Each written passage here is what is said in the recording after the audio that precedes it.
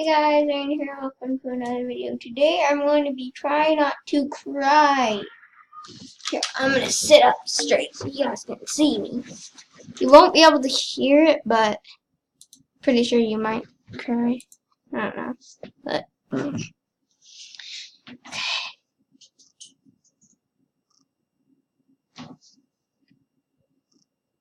When I was a kid, I used to think that pork chops and karate chops were the same thing. I thought they were both pork chops. And because my grandmother thought it was cute, and because they were my favorite, she let me keep doing it. Not really a big deal. One day, before I realized fat kids are not designed to climb trees, I fell out of a tree and bruised the right side of my body. I didn't want to tell my grandmother about it because I was scared I'd get in trouble for playing somewhere I shouldn't have been. A few days later, the gym teacher noticed the bruise and I got sent to the principal's office. From there, I was sent to another small room with a really nice lady who asked me all kinds of questions about my life at home. I saw no reason to lie. As far as I was concerned, life was pretty good. I told her whenever I'm sad, my grandmother gives me karate chops. This led to a full-scale investigation, and I was removed from the house for 3 days until they finally decided to ask how I got the bruises. News of this silly little story quickly spread through the school and I earned my first nickname, Pork Chop. To this day, I hate pork chops. I'm not the only kid who grew up this way. Surrounded by people who used to say that rhyme about sticks and stones. As if broken bones hurt more than the names we got called, and we got called them all. So we grew up believing no one would ever fall in love with us. That we'd be lonely forever. That we'd never meet someone to make us feel like the sun was something they built for us in their tool shed. So broken heartstrings bled the blues as we tried to empty ourselves so we would feel nothing. Don't tell me that hurts less than a broken bone. That an ingrown life is something surgeons can cut away. That there's no way for it to metastasize, it does. She was 8 years old. Our first day of grade 3 when she got called ugly. We both got moved to the back of class so we would stop getting bombarded by spitballs. But the school halls were a battleground where we found ourselves outnumbered day after wretched day. We used to stay inside for recess because outside was worse. Outside we'd have to rehearse running away or learn to stay still like statues, giving no clues that we were there in grade 5. They taped a sign at the front of her desk that read, "Beware of the dog."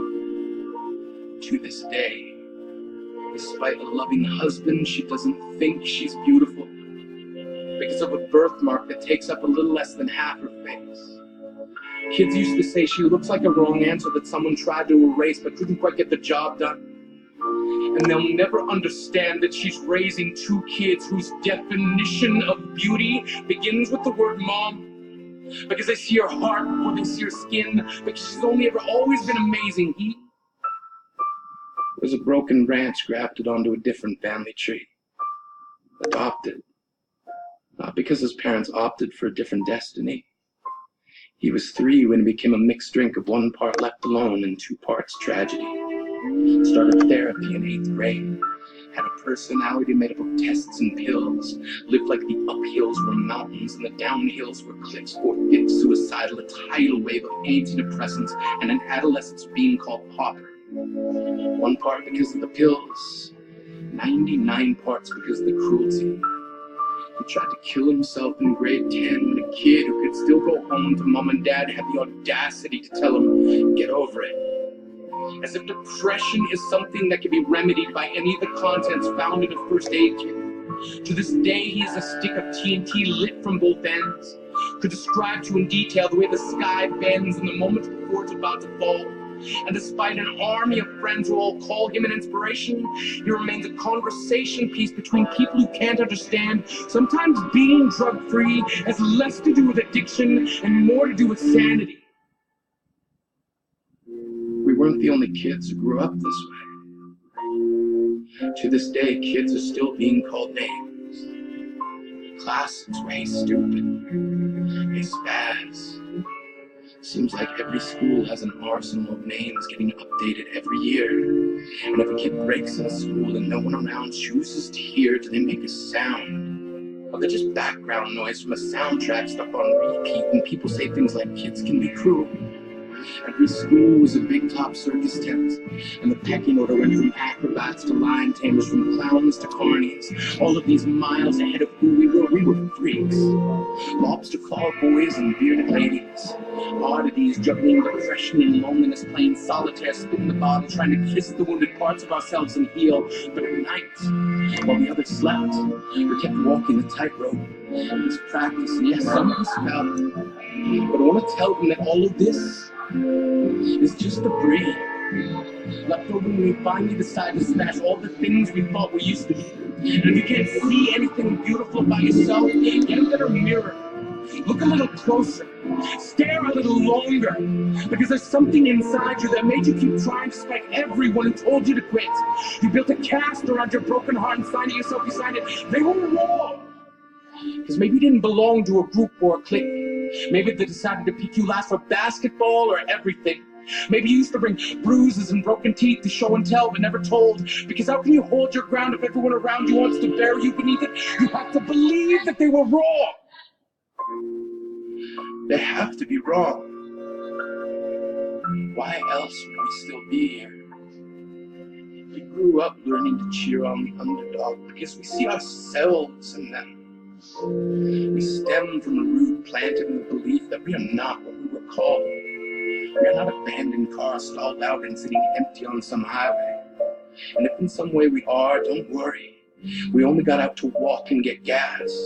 We are graduating members from the class of we made it. Not the faded echoes of voices crying out names will never hurt me. Of course, they did. But our lives will only ever always continue to be a balancing act that has less to do with pain and more to do with beauty.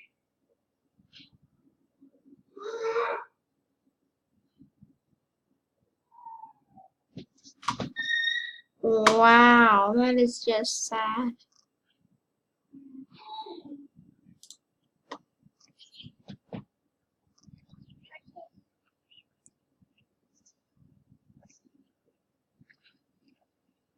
Daddy is the sweetest daddy in the world. Daddy is the most handsome, the smartest,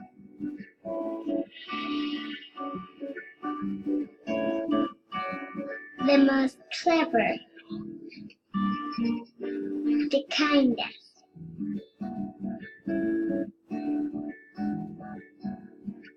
He is my Superman. Daddy wants me to do well at school. Daddy is just great, but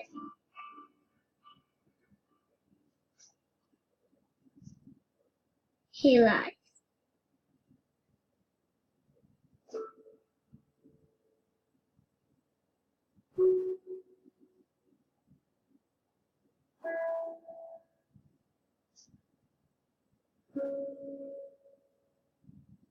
He lies about having a job.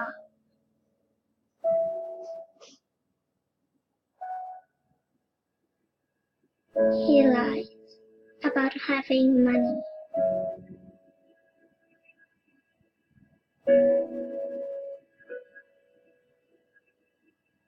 He lies that he is not tired.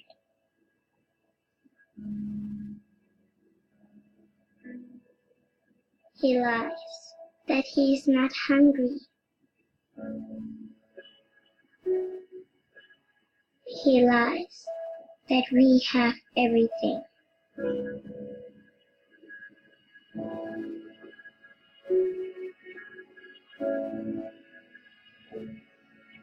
He lies about his happiness.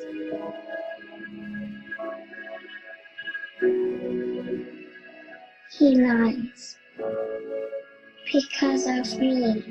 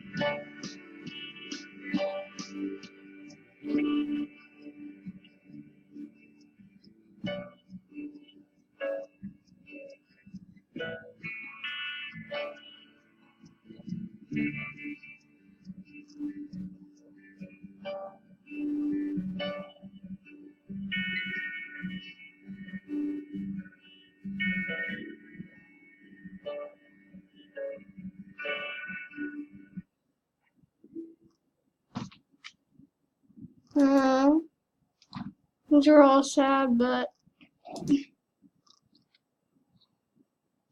almost cried.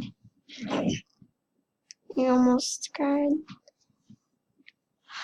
Oh, that's end the video.